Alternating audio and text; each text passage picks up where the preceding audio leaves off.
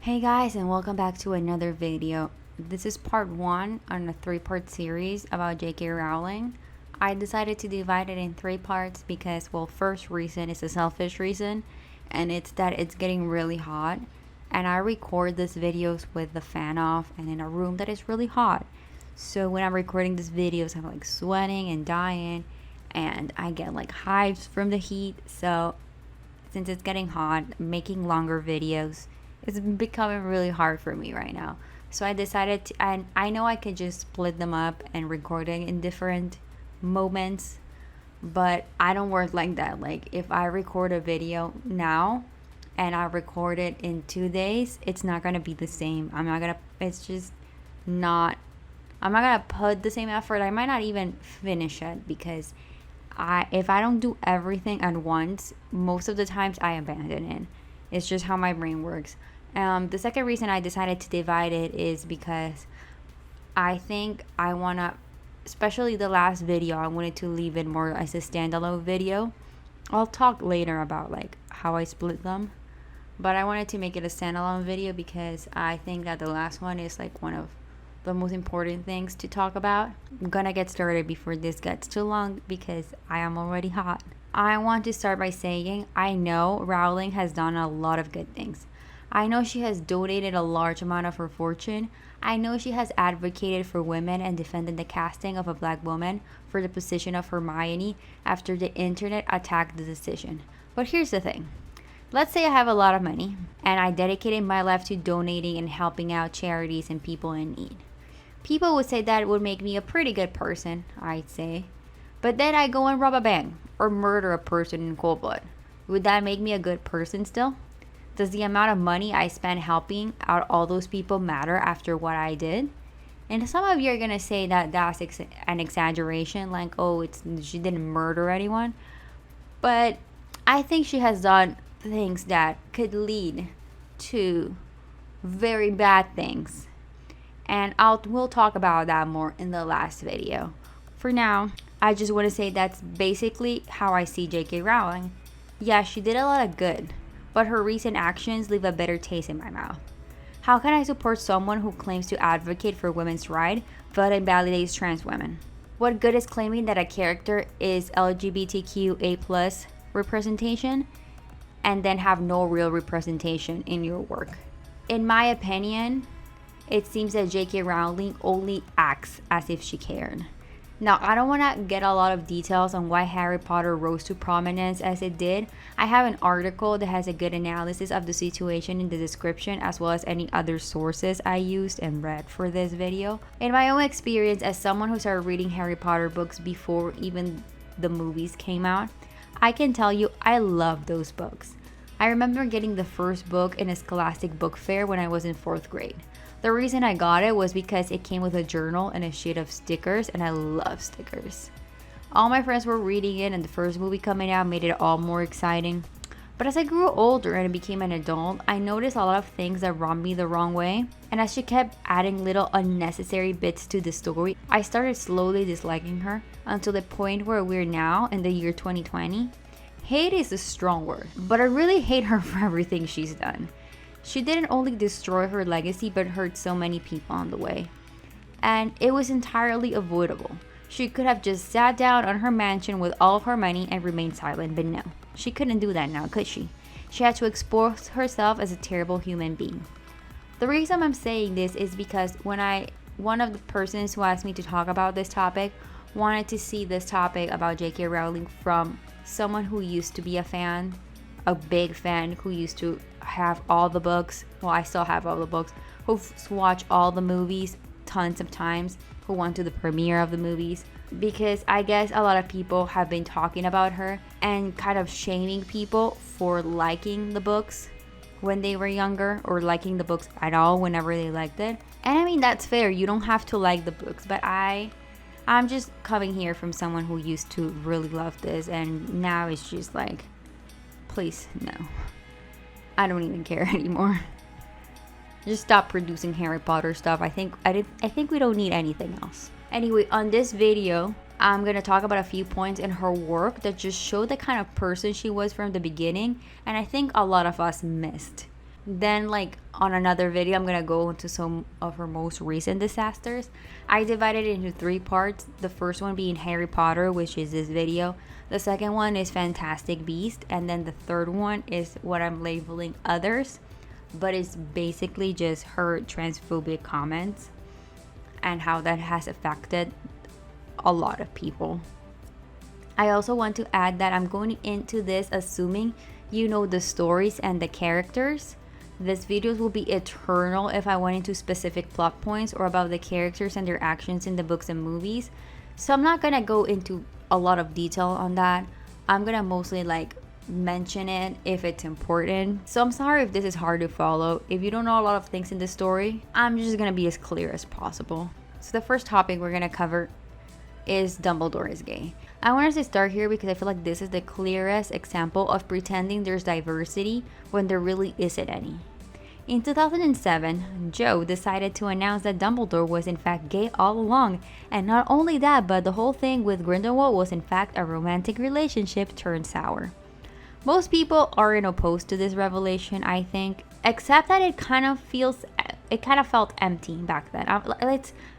I want to make clear that I'm talking about this as in back then. Like, let's imagine right now Fantastic Beasts doesn't exist. So, like, a lot of people weren't really opposed to it, but it felt empty. Because there was no way to tell through the books or movies that there was even a relationship. One would have to assume and make up tons of fanfiction in order to make out that kind of relationship between those two. We're severely lacking in LGBTQA+ representation, and often are victims to queerbaiting, so unless explicitly said so, it's hard to tell if our relationship is romantic in canon. It also doesn't help that she waited after all the books and movies were out to come out with this information. She probably knew that saying it while movies were still produced would somehow affect her brand. And also saying it after everything was out would make sure her work would be kept going mentioned long after everything was over, with a new added bonus of look how inclusive we are, which honestly seems opportunistic to me. Then 2018 rolled around and we find out Fantastic Beasts movie is coming out, but I'll leave that to that video. We'll talk more about Dumbledore being gay in the Fantastic Beast video, but at this point I just want to say that it felt very empty. Well, I think the next 2 topics I'm gonna cover are gonna seem like a stretch to a lot of people, but you'll see how this kind of foreshadows. And the first one is Cho Chang's name, or Cho Chang's character in general. Cho Chang's character. So I think this is just foreshadowing of the poor treatment of Asian women in the future. But let's start with something people have been questioning for a while now, and it's Cho Chang's name. Now we'll see through this whole series of videos that J.K. Rowling is a lazy researcher, especially when it comes to other cultures. This poor research leads her work to come out as lazy and racist most, if not all of the time. Twitter user Kiwi the Pooh says it best, "I love how Cho Chang is trending. Gotta get that one off my chest." J.K. Rowling gave the one Chinese character the name equivalent to Ching Chong. Then that character ended up being a snitching ass square and did literally nothing in the series but date people. There's another tweet I want to quote. Username at April Lynn Kunanan. All I gotta say is that as an Asian woman, that a character being named Cho Chang in a world where people's names are interesting like Nymphadora Tonks is nothing. I have nothing else to say. It speaks for itself. And I agree, it's lazy and it shows she simply didn't care. Now the second thing we have is Jewish representation. In 2014, J.K. Rowling responded to a fan asking about Jews on Hogwarts by saying Anthony Goldstein was a Jewish wizard. She claims he isn't the only Jewish student. Now, you probably have never heard that name before if you've only seen the movies, because he wasn't really in them. He wasn't in the books too much either, and he's never shown to be a Jewish in them. So as most of J.K. Rowling's quote-unquote, "there's diversity in my books," she just says he is Jewish, but we never see it. It's the same story when it comes to J.K. Rowling. She just likes to seem inclusive. I just wanted to add this to the list because I just want to really show you how much of a lazy writer she is when it comes to things she's not familiar with. She's okay with showing white people that somehow celebrate Christmas because what? Was Jesus a wizard? I know there's tons of non-Christians that still celebrate Christmas. It's how big of a deal it is that bothers me mostly. Hogwarts is decorated with Christmas things like fir trees, mistletoes, and holly. Suits of armors are enchanted to sing carols. There's a Christmas feast that includes a dish called Flaming Christmas Pudding. She puts in all this effort to describe Christmas in Hogwarts, but other religions get a shout out on Twitter. I just find that lazy, and I don't believe her. I honestly, I don't believe that Dumbledore was always gay, and I don't believe that Anthony Goldstein was always Jewish. I think she just pulls this thing out of her ass because she's like, oh, I need to see more exclusive because, that's what's cool now. And that's just not how it works, The last thing I want to talk about is probably this was what really put me off J.K. Rowling all those years ago. And is that werewolves are apparently a metaphor for AIDS. In 2016, J.K. Rowling released new ebooks talking about lycanthropy, a condition suffered by two characters in the Harry Potter series, one of them being Remus Lupin. In short stories from Hogwarts, Heroism, Hardships, and Dangerous Hobbies, she writes, Lupin's conditions of lycanthropy was a metaphor for those illnesses that carry a stigma like HIV and AIDS.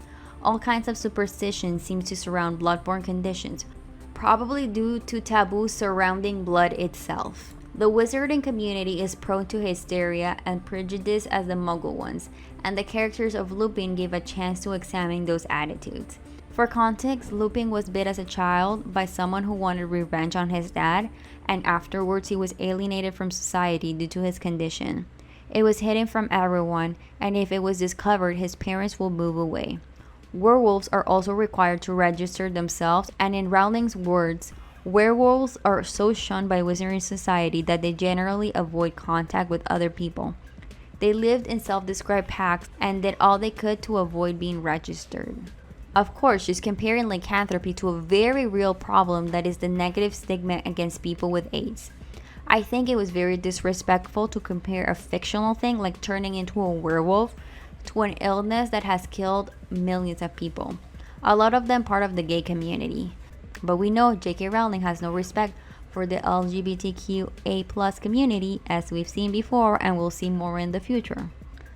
I think it all gets worse when we consider the other character in the series, the villain Fenrir Greyback. Greyback has a personal mission to contaminate as many people as he can, especially children. This fits into the stigma that HIV positive people are untrustworthy and malicious. I don't care if J.K. Rowling has quote-unquote good intentions when making this comparison. It was incredibly irresponsible of her to say that with having such a big platform.